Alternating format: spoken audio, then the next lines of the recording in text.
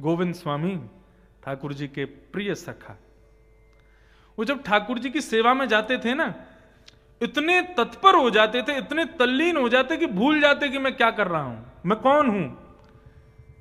इतना सुंदर चरित्र है श्री गोविंद दास जी का, श्रीनाथ जी के सखा। गोविंद दास जी के लिए विषय आता है कि एक बार पहले गोविंद स्वामी इनको कहते थे, फिर बाद में जब ये कृपा पात्र हो गए गुसाई जी के, फिर उन्होंने अपना नाम गोविंद स्वामी ना करके गोविंद दास कर दिया। बहुत उपाधियों से युक्त रहे व्यक्ति, वो श्रेष्ठ कब हो जाए, जब उपाधियों को त्याग दे, सरल रहे, सामान्य रहे, ज्यादा उपाधियों के चक्कर में नहीं पड़ना चाहिए। कई लोग उपाधियों के इतने ज्यादा आसक्त होते हैं कि मुझको इस नाम से बुलाया जाए, मुझे ऐसा हो जाए, ये उपाधि भी मेरी हो जाए। ये ठाकुर जी जिसको उपाधि देते हैं उसको खुद से दूर कर देते हैं। तो गोविंद स्वामी पहले नाम था, स्वामी भी एक उपाधि है। तो गोविंद स्वामी ने जब कृपा पात्र हुए गोसाई जी के, तो अपना नाम बदल लिया, अपना नाम गए गोविंद दास। तो एक बार गोविंद दास जी गोकुल में विचरण कर रहे थे, तो उनके गांव के 4-5 लोग आ गए मिलने के लिए, और गोविंद दास जी से जाके बोले, भैया ये गोकुल में एक हमारे गांव को एक व्यक्ति रहे। गोविंद दास जी बोले, क्या नाम है उसका? बोले, गोविंद स्वामी। आप उनको जानते हैं? हमने सुना, बड़ा नाम है उनका, बहुत सुंदर कीर्तन करते हैं, हम उनके पिताजी के मित्र हैं, तो हम गोविंद स्वामी से मिलने आए हैं। तो गोविंद दास जी बोले, वो तो 3 साल पहले पधार गए। बोले, मतलब? बोले, हाँ, उनका तो गोलोक गमन हो गया 3 साल पहले। और वो तो रोने लगे उनके गांव के लोग। बोले, हमारो गोविंदा, हमने बचपन में गोद में खिलायो, हमने उंगली पकड़ के चलनो सिखायो, बाकी पिता से हमारी इतनी मैत्री, अरे बेचारो गोविंदा इतनी कम उम्र में चलोगे? गोविंद स्वामी बोले, क्या करें बताओ। चले गए, 3 साल हो गए। 3 साल पहले इन्होंने कृपा पात्र दीक्षा ली थी गुसाई जी से, इसलिए बोले 3 साल पहले चले गए, पधार गए। अब वो रोते रोते गुसाई जी के पास पहुंच गए।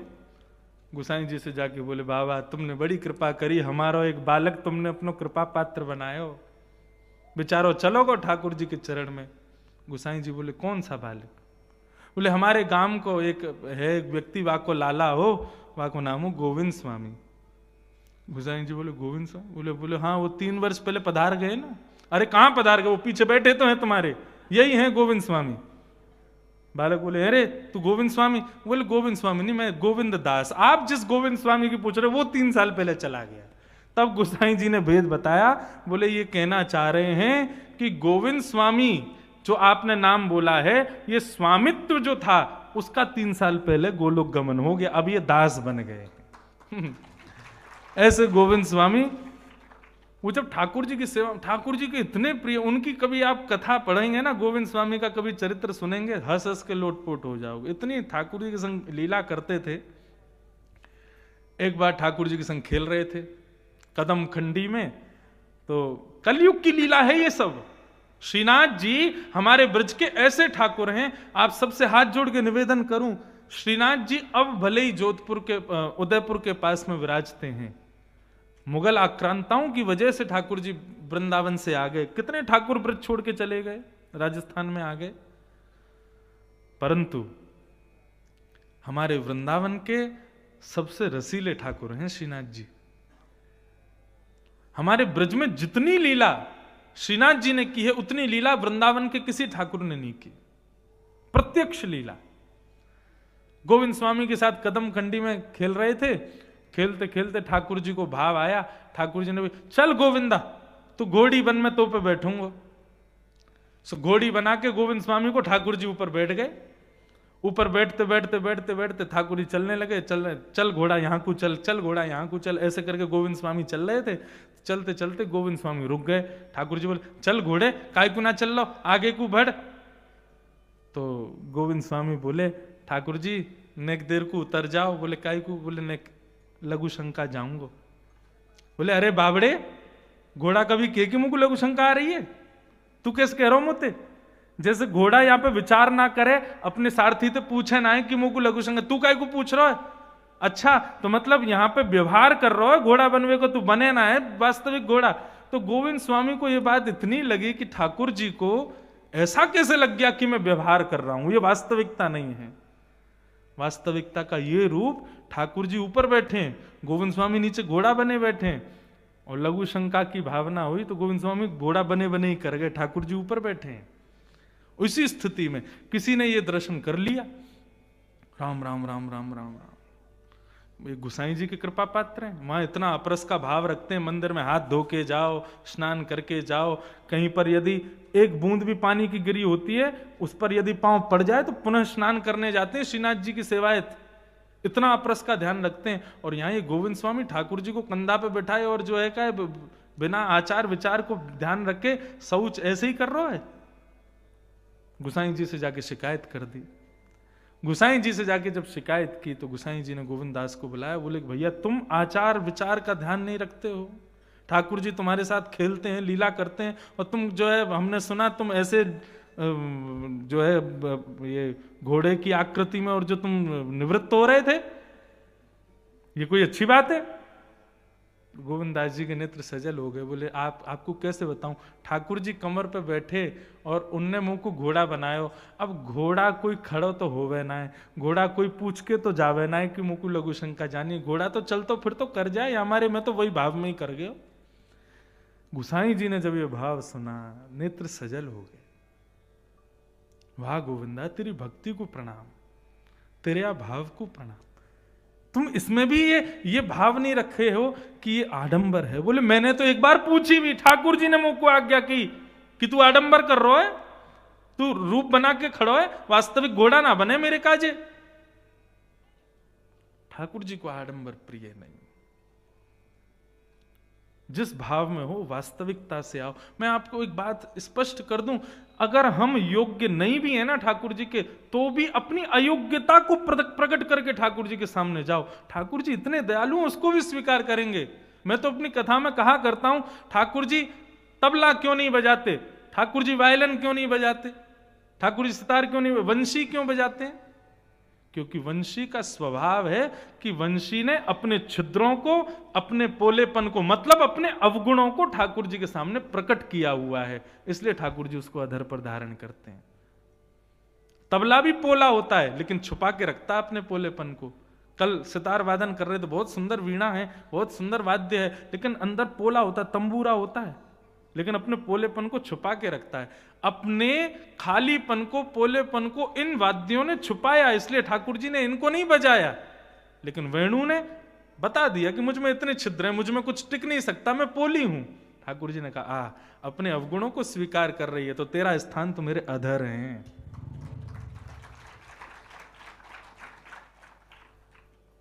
अच्छा हूं या बुरा हूं, जैसा भी हूं तुम्हारा। क्यों फिर कोशिश करते हो अच्छे बनने की? जैसे हो वैसे रहो, ठाकुर जी के सामने वैसे। अरे ठाकुर जी को कुछ तो करने दो, प्रस्तुत करो। सूरदास जी कहते हैं, कौन कुटिल खल कामी मौसम, जातन दियो ताही बिसरायो ऐसो नमक हरामी। जबकि सूरदास जी जैसा भजन हम कर सकते हैं, सूरदास जी जैसी साधना हमारी है, लेकिन वो सूरदास जी कहते हैं कौन कुटिल खलकामी मौसम, यानी कि अपने सूक्ष्म से सूक्ष्म अवगुण को भी ठाकुर जी के सामने प्रकट कर दो। ठाकुर जी उसी को गुण मान करके स्वीकार करते हैं। ज्यादा व्यवस्थित और सुधरे हुए बनने की कोशिश मत करो, जैसे हो वैसे स्वयं को प्रस्तुत कर दो। अच्छा हूं या बुरा हूं, जैसा भी हूं तुम्हारा, ठुकराओ ना मुझे,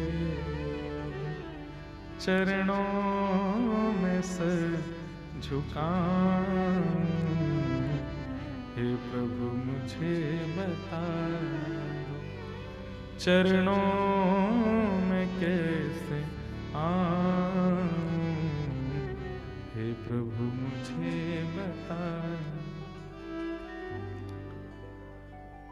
तो राम जी के हम लोग रूप का वर्णन सुन रहे हैं। धृति, क्षमा, दम, स्तेयम, शौच, पवित्रता, तन की ना भी हो मन की हो। और अगला छठवा आता है इंद्रिय निग्रह, इंद्रियों को निग्रहित करो।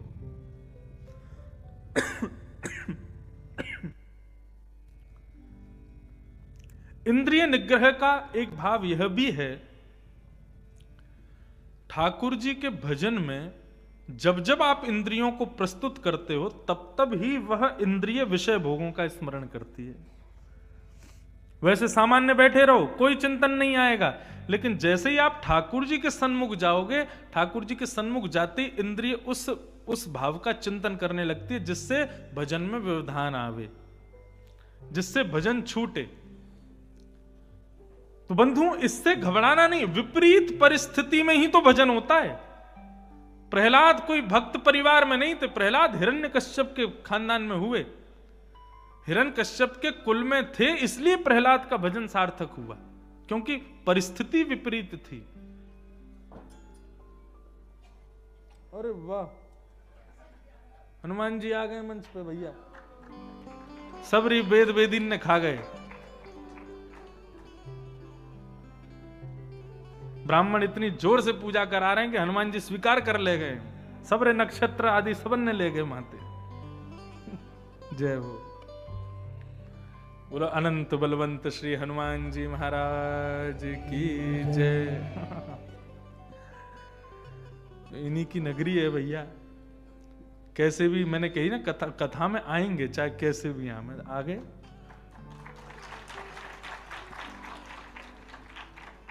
सारे ग्रह नक्षत्र जहां बैठे वहीं आ गए हनुमान जी। बोले यहाँ पे कोई नक्षत्र ग्रहों का काम नहीं, केवल हमारा प्रताप चलेगा। तो इंद्रिय निग्रह, विषय भोग का चिंतन करने पर इंद्रिय यदि भजन त्याग कर रही है तो अभी भजन में कोई कमी है। विषय भोग चिंतन होने पर भी आपका भजन ना छूटे, भजन अपनी अवधि पूरी करो, उस क्रिया को पूर्ण करो। यह एक प्रकार से ठाकुर जी के द्वारा परीक्षा है। आप कथा सुनने बैठे तो नींद आ रही है, आप भजन करने बैठे तो विषयों का चिंतन हो रहा है, आप साधन में जा रहे हैं तभी कोई ऐसी विचार धारणा मन में आ रही है जो संसार के प्रति, ये सब ठाकुर जी के द्वारा दी गई परीक्षाएं हैं। आप अपने कर्तव्यों को त्याग मत करो, अपने भजन का, अपने निष्ठा का, अपने भाव का, उस समय किसी भी प्रकार से उसको छोड़ो मत। इंद्रिय निग्रह, इंद्रिय पर अदबद के चढ़ कर के भजन करो। कितना भी तू चिंतन कर संसार का, मेरा भजन नहीं छूटेगा, यह भावना होनी चाहिए हृदय में। एक दिन ऐसा आएगा, धीरे धीरे वो समझ जाएगी कि भाई ये अदबद करके जबरदस्ती और ज्यादा भजन करता है। बल्कि ऐसा व्यवहार होना चाहिए, जिस दिन इंद्रिय संसार चिंतन ज्यादा करे उस दिन 2 माला ज्यादा करो। जिस दिन संसार की भोग वस्तुओं का, अब एकादशी वाले दिन ही ज्यादा भूख क्यों लगती है? वैसे कितना भी हम खाली पेट रह लें, सुबह नाश्ता नहीं मिला, दोपहर में भोजन नहीं मिला, रात्रि तक कोई व्यवस्था नहीं बन पाई, कोई बात नहीं, चल जाएगा। अरे आज तो सुबह से कुछ खाया नहीं भैया, कुछ पड़ी हो 2-4 रोटी दे दो। लेकिन एकादशी व्रत वाले दिन सुबह 8-9 बजे से ही भूख लगने लगती लोगों को। भैया जल्दी कुछ बनाओ, समा की खिचड़ी बनाओ, अरे जल्दी कुछ करो भैया, भूख लग रही है, समा के वो क्या कहते हैं उसके कूटू की पकौड़ी कचौड़ी कुछ बनाओ, भूख लगी है। क्यों? ये ठाकुर जी की परीक्षा है, ठाकुर जी परीक्षा लेके देखते हैं। इस परीक्षा में अपने साधन को और अपने मूल भाव को, भजन को नहीं त्यागना है, पूर्ण करो। इंद्रिय निग्रह, इंद्रिय को निग्रहित करके रखो। इंद्रिय निग्रह कैसे होगा? पहला बताया था संयम से और दूसरा बताया कथा से। कथा में भगवान कृष्ण गीता में अर्जुन से कहते हैं संसार के 2 सबसे कठिन काम हैं, एक तो स्वयं अध्ययन करना और दूसरा बहुत देर तक शांत रह के किसी को सुनना। क्योंकि व्यक्ति अपनी सुनाना चाहता है, सुनना कम चाहता है। लेकिन आप लोग सब यहां बैठ करके सुन रहे हो, श्रवण कर रहे हो, इस भावावेश में बैठे हो, ये एक प्रकार से आपकी इंद्रिय निग्रही तो हो रही है। यहां पर आपको जल पीने की इच्छा नहीं, चाय पीने की इच्छा नहीं, कुछ खाने पीने की इच्छा नहीं, आपकी समस्त इंद्रियां इंद्रिय, केवल एक इंद्रिय का काम है कथा में, कान का, और किसी इंद्रिय का कोई काम नहीं है। लेकिन आप देखो, एकमात्र केवल कान से ध्यान से सुनने की वजह से हाथ भी व्यवस्थित हैं, पैर भी व्यवस्थित हैं, जीभ भी व्यवस्थित है, नेत्र भी व्यवस्थित हैं, बुद्धि भी व्यवस्थित है, मन भी व्यवस्थित है, सब अपने आप व्यवस्थित यहां बैठे चुपचाप शांति से, सौल ओढ़े हुए। क्यों? कथा निग्रह करती है इंद्रियों को। ऐसी कथा केवल सप्ताह विधि से नहीं, निरंतर सुननी चाहिए। जो हमारी इंद्रियों को निग्रह करे, ऐसी कथा का हम त्याग क्यों करें? आजकल ये बहुत, मैंने कल इसका नाम बताया ना, कलयुग का वो है राक्षस। ये राक्षस भी है, लेकिन ये गुरु भी बन सकता है यदि इसका सदुपयोग हो जाए। किस भाव में? ठाकुर जी की कथा कीर्तन के भाव में। यहां अयोध्या से 7 दिन बाद चले जाओ, उसके बाद भी आपका नियम बना रहे, निरंतर ठाकुर जी की कथा सुनो। एक समय तो बना लो। हमारे मधुसूदन जी यहां बैठे हैं, इनका एक बहुत सुंदर भाव है। किसी के सुंदर भाव से यदि किसी को प्रेरणा मिले तो बतानी चाहिए। बाकी प्रशंसा का मेरा कोई भाव नहीं कि आपकी प्रशंसा करूं तो कहीं आपका भाव नष्ट ना हो जाए, मैं तो यही प्रार्थना करूं। और वो भाव इतना उचित है।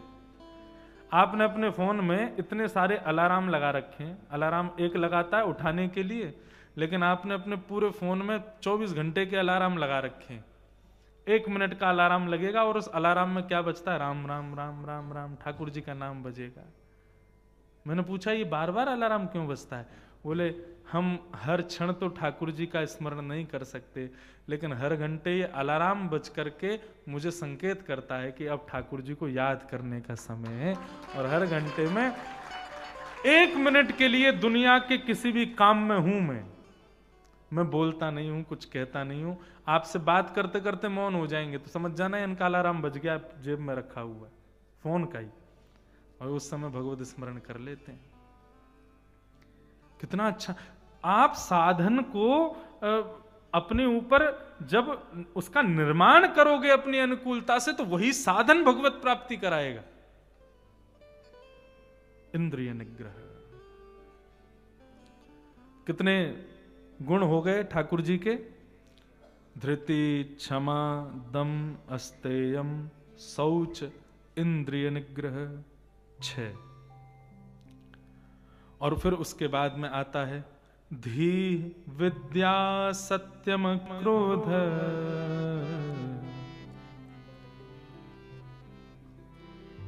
धी यानी कि सत्कर्म में बुद्धि को लगाना, श्रेष्ठ कार्यों में मन का, बुद्धि का प्रयोग होना। कहीं लड़ाई हो रही हो तो हम लोग 2 मिनट में युक्ति बता देते हैं, ऐसा ऐसा कर दे तू जीत जाएगा। परंतु यदि किसी का भजन छूट रहा हो, किसी का साधन छूट रहा हो, नाम जब छूट रहा हो, तो हम लोग मौन हो जाते हैं, अब इसमें हम क्या करें भैया? उसको नहीं बता पाते। क्यों? हम खुद भजन में नहीं है, खुद साधन में नहीं है। धी यानी कि आपकी क्रिया, आपका जितना श्रम है, जितनी मेहनत है, वो किसी ठाकुर जी के भगवत कार्यों में ही लगे। अन्यत्र कार्यों में जो अपनो सुख चाहे हो तो मूर्ख बन के रहे हो। यहां पर अगर इसका धी का यदि उदाहरण देना हो तो श्रीमद् भागवत में श्री जड़ भरत जी महाराज, जड़ भरत जी के प्रसंग में आता है कि उनके पिताजी महाराज ने जड़ भरत जी को गायत्री मंत्र याद कराया, तो 6 महीने में जड़ भरत जी ने केवल ओम शब्द याद करके अपने पिताजी को सुनाया। तो यहां पर प्रसंग आता है, टीकाकार कहते हैं कि ऐसा नहीं है कि श्री जड़ भरत जी महाराज जानते नहीं है, जानते सब हैं, लेकिन संसार में फंसना नहीं चाहते। क्योंकि यदि मैंने आज गायत्री मंत्र याद कर लिया, कल पिताजी कहेंगे पूजा विधि याद कर लो, परसों कहेंगे उसका घर प्रवेश कराया हो, तरसों कहेंगे उसका अंतिम संस्कार कराया हो, और इन्हीं सब में बनते बनते मैं संसार में फिर से बंध जाऊंगा। इसलिए संसार की निवृत्ति बनी रहे, उसके लिए जड़ भरत जी महाराज, उनका नाम जड़ भरत थोड़ी ही था, उनका नाम तो भरत ही था, लेकिन वो ऐसे बनकर के रहते थे कि संसार के लोग उनको जड़ कहते थे। अभी स्थिति क्या है? हम संसार के लिए तो चतुर शिरोमणि बन जाते हैं, लेकिन भजन में हम जड़ बन जाते हैं। हमको तो कुछ पता ही नहीं, हमको तो जानते ही नहीं, हम कैसे करें, हमको कुछ आता ही नहीं। महाराज जी आप गिरधर लाल जी की सेवा करते हो, हमसे तो बनती नहीं, हमारे माता जी पिताजी से पूछ लेना, इन्होंने कहीं सीखी है क्या सेवा? सेवा करनी नहीं पड़ती है, सेवा का भाव रखो, करवा वो अपने आप लेंगे आपसे। कैसे क्या करवाना है ये ठाकुर जी के ऊपर है, आप भाव तो रखो। ठाकुर जी को नहीं करवाना होगा तो नहीं करवाएंगे।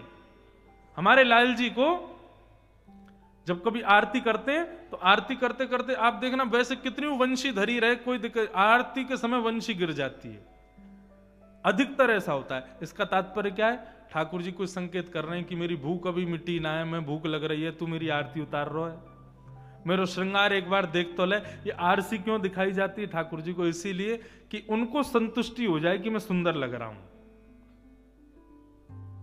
तो ये सुंदर लग रहा हूं, तो बढ़िया लग रहा हूं, लेकिन मोई भी तो दिखा मैं कैसा लग रहा हूं। तो ठाकुर जी को आरसी दिखाते हैं, ले देखो कैसे लग रहे हो। ठाकुर जी खुश हो जाते हैं, हाँ बढ़िया लग रहा हूं, अब तू भी नहीं देख। पर दूर ले जाके हम भी देखते हैं, हाँ देखो बढ़िया लग रहे हो। ये 2 बार कहना पड़ता है अच्छे लग रहे हो, तब आरती करवाते हैं। यदि इसमें भी जरा सा भी अब कोई व्यवधान डाल दिया, ठाकुर जी को नहीं दिखाई या ठाकुर जी को देखा नहीं, तो फिर आरती नहीं कराएंगे अपनी, गेड़ देंगे वंशी। भाव आप धारण करो, कराने की जिम्मेवारी ठाकुर जी की है। तो धी का अभिप्राय यहां पर क्या है? अपनी बुद्धि का श्रम, अपने शरीर का श्रम सांसारिक कर्मों में ज्यादा ना लगा करके ठाकुर जी की क्रियाओं में करो, ठाकुर जी के भाव में रखो।